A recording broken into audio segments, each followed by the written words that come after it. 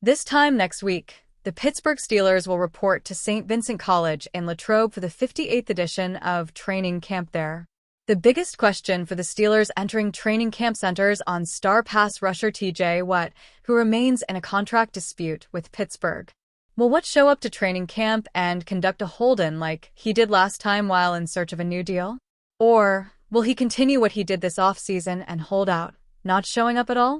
It's a major talking point across the NFL landscape, and it's led to a number of reports from NFL insiders regarding Watt's contract negotiations. One report from ESPN's Jeremy Fowler indicated that the guaranteed language is the holdup in the Watt talks.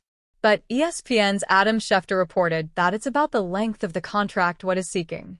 For longtime Steelers beat writer Mark Kaboly, who appeared on 93.7 The Fan's Joe Show with Joe Starkey Wednesday, it's not just one thing with Watt. I heard on Friday, and I put that out there on the X, that it's more than just one thing. It is definitely the length of the contract, Kaboly said of the Watt situation, according to video via 93.7 The Fan on YouTube. I'm not sure the specifics, but I'm assuming he does want 5 years. I think he wants 4 of those guaranteed, and I think he wants to be the highest paid edge rusher as well. Steelers are still in a holding pattern with TJ Watt's contract extension. Length of deal, guarantees, and total value, basically everything, to some varying degrees, are the sticking points right now. Even so, there is no anticipation for Watt to hold out when camp starts. A 5-year deal would take him to his age 36 season, which would be a gamble for the Steelers to pay a pass rusher that late into his career. It makes sense, though, that Watt would want the security of a 5-year deal, as this likely be his final contract in the NFL. It also makes sense that the Steelers could be hesitant to do that and might be seeking a 4-year deal, much like they did last time. For Kaboly, Myles Garrett's contract with the Cleveland Browns, 4 years, $160 million, is the structure Watt is likely seeking, though he might want more than the $123.5 million guaranteed to Garrett. The $40 million per year, though, for Watt is the bar for per year pay for the star pass rusher. He's not the only one working on an extension at the position either. Cincinnati's Trey Hendrickson wants a new deal after leading the NFL in sacks in back-to-back seasons, and Dallas' Micah Parsons is in line for a new deal, too. It could really come down to who blinks first and resets the market at the position of the 3. There hasn't been much movement with Watt and the Steelers, as they reportedly remain far apart. And if Kaboly is right, it's not just one thing holding up the negotiations either, which could lead to this thing dragging on into training camp and possibly even the start of the season. Once enemies on the field, Brian Urlacher has no problem giving Aaron Rodgers his due. Not just for what he's done, but what Rodgers is capable of doing in 2025 with the Pittsburgh Steelers. That could result in leading Pittsburgh to heights it hasn't experienced in years. I would say 11, 12 wins, Urlacher said on 670 The Score when asked for the Steelers' ceiling. Mike Tomlin's never finished under .500. I don't see that happening this year. Pittsburgh has been stuck in a 9-10 win cycle for the past 4 seasons. Since 1978, they are the only team to win 9 or 10 games without a playoff victory in 4 straight seasons. The Steelers haven't won more than 10 games since 2020, starting 11-0 and finishing 12-4 before being bounced by the Cleveland Browns in the wild card round. Urlacher acknowledged Pittsburgh residing in a tough AFC North, but likes the roster built around Rodgers. As a football fan, I want to see what he can do with that team, he said. They got a great defense. They have DK Metcalf. They've got some guys on offense that can play. If Aaron comes back 2 years after the Achilles injury the way we think he will, I think he'll have a good season. Rodgers looked uncomfortable in 2024, his first season after tearing his Achilles 4 plays into his first season with the Jets.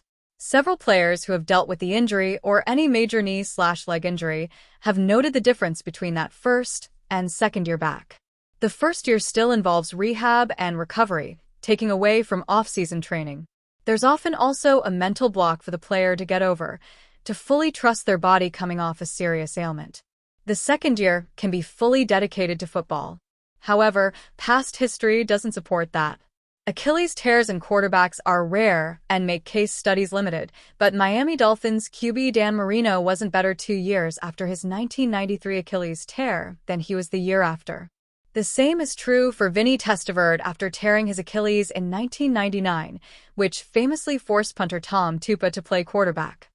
Ehrlicher singing the praises of a former Packer might raise eyebrows in Chicago, especially one like Rodgers who has owned the Bears, posting a 24-5 regular season record and is poised to play Chicago one more time in 2025.